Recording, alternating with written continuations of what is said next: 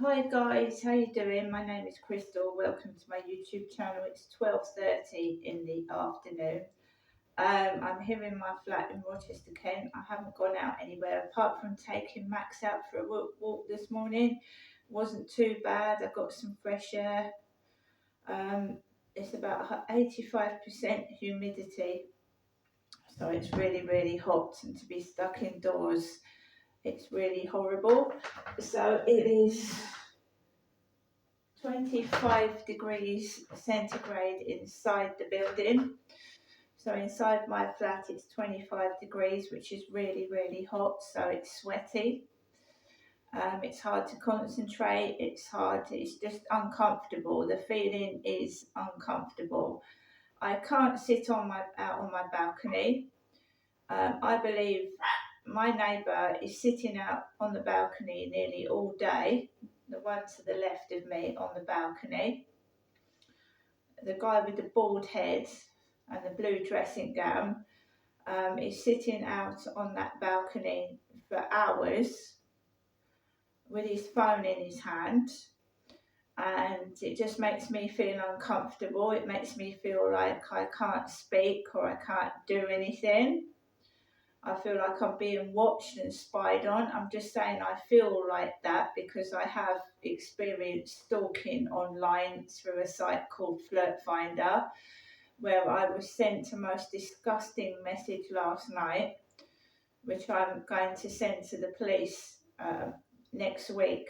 Along with it, I just need to get the email together because the police need to do something, right? The more they leave it, the more I'm becoming isolated. I feel like I can't go out onto my balcony. Now, this guy is sat on the balcony with his bald head and his dressing gown, and there's no dog barking. The dogs aren't barking, I can't hear any disturbances. As soon as I open the balcony and I go out on the balcony, you get dog barking, vehicles coming down the road, beeping, all sorts of malarkey. Right, so he's able to sit on the balcony for hours in peace. When I go out there, I can't, right? So this isn't fair. This is victimisation, this is bullying, this is harassment, and it's been going on for a long time now. Also, Monday, we'll be going to, I've got the number for the Daily Mail delivery office. I haven't received my mail newspaper today.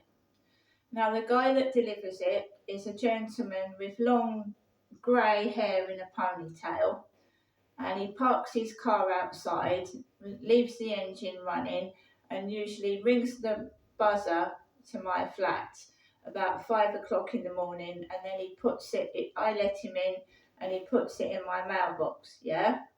Well, he hasn't turned up this morning. If the buzzer went off, I must have had earplugs in my ears because I think 5 o'clock in the morning is a bit early to ring somebody and wake them up out of their beds. I've had this issue before, and the thing is, guys, why can't he deliver it later on? When this happened before, he kept the newspaper. He kept my newspaper. He didn't bring it round on the Sunday.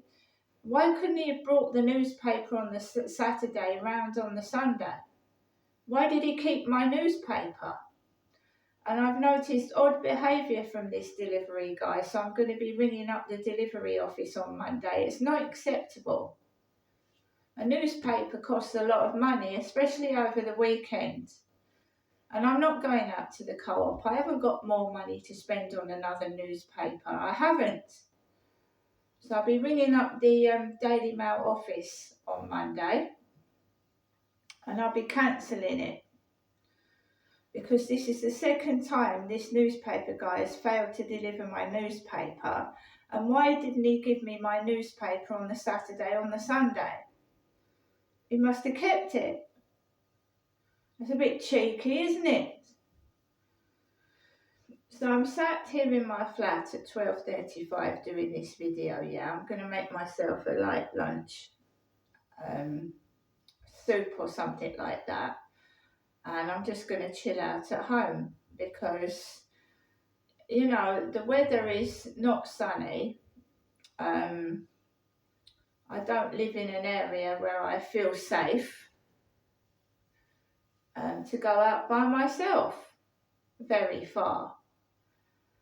And that is why I turned down a trip to Margate, a 30-minute journey on a train. And no, I'm not nuts. I've recorded it. I record people doing what they're doing, trying to make out I'm crazy and it's in my head. I tape it.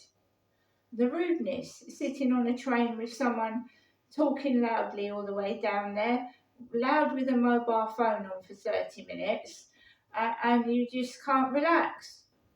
And I don't pay first class to sit on a train. I've never paid first class in my life to sit on a train. Never have I travelled first class. Never. But, you know, you rely on people's common sense and their politeness. And just, I'm sorry, the way that things are now in this country, there's no politeness, there's no caring about other people.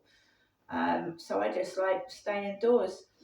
And ordering stuff online is expensive. It is. Getting Deliveroos is expensive. But that I order Deliveroos not because I'm greedy, but because of safety issues when I go outside. Also, there's no way I could do a weekly shopping. I haven't got a car. I can't drive, so I can't carry a week's worth of shopping up the road, or lug it onto a bus.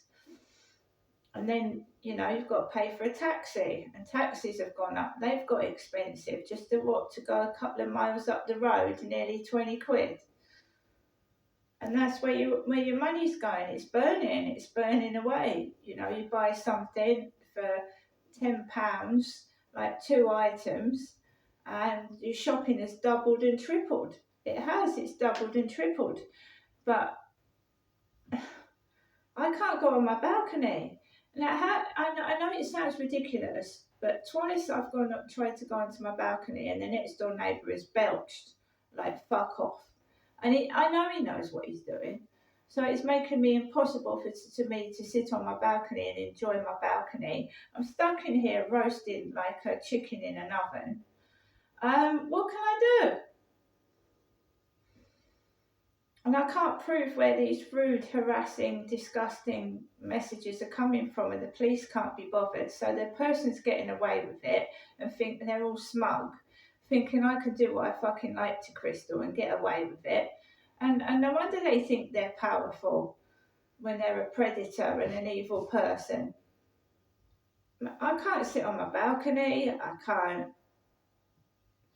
I went out early this morning, yeah. I just wanted to get out of here and get some fresh air. And I felt dizzy. First of all, I felt dizzy because I'd been stuck in here all yesterday. I know I went out last night, but it's really hot and stifling hot in here. It's really, really hot. And it makes you out of breath and dizzy. It's just ridiculous what's going on. And why is my mum ringing me 3 times a day?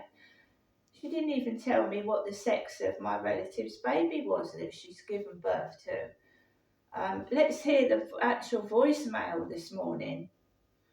So my mum left me a voicemail before I rang her back on my phone to ask what she wanted. Let's hear the voicemail itself, which is usually a scripted voicemail. The same message every day. You have 37 new messages and 21 saved messages. New messages. Good morning, Sylvester. This is your mother, Jen. I've been in the telephone call from her and I'm giving you the usual date and telephone call. Hope things are okay for you. Thinking of you, Sylvester. Things are the same here, and I feel for that every now and again. Sit down, whatever. And I do think that you're okay. So I hope you don't think of nothing and I'm going to get better for you. I hope eventually you get a good night's place to live in. Although you do this place, that is quite a nice place for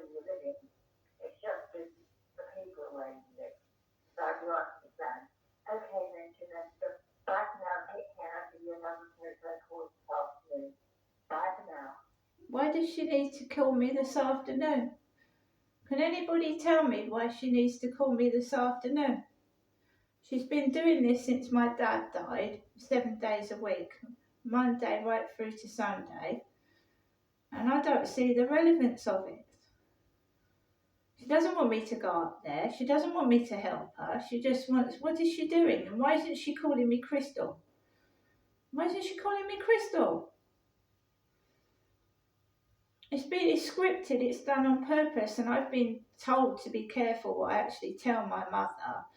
So I did that this morning. I told her that this morning to see what happens.